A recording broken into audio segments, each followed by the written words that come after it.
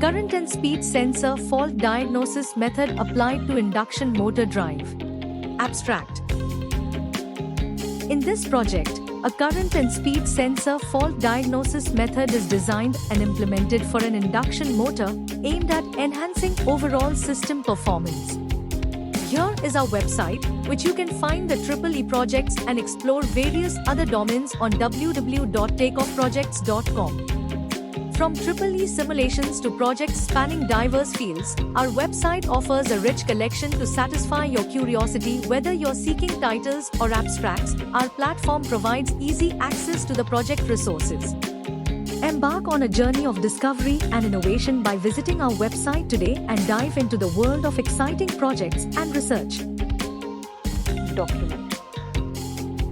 In Document, we can provide abstract, introduction, literature survey, keywords in different stages based on project. Take note of keywords as chapters, proposed system, result discussion, conclusion, future scope, and references. PPT.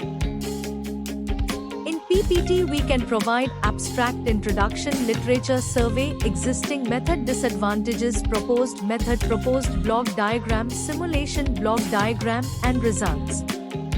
Advantages, applications, software and hardware requirements, conclusion, future scope, and references. Results. This project explores the field-oriented control structure integrated with a fault-tolerant control unit for induction motor drives. This system receives stator currents and rotor speed from sensors and transforms them using Clark transformation to alpha-beta coordinates. The FTC unit monitors these inputs to diagnose potential faults in the speed or current sensors. If a fault is detected, the FTC provides estimated signals to replace faulty measurements, allowing the system to maintain stable operation. The reconfiguration ensures seamless motor control even during sensor failures. Thank you for watching. For more details, contact 9030 333 433.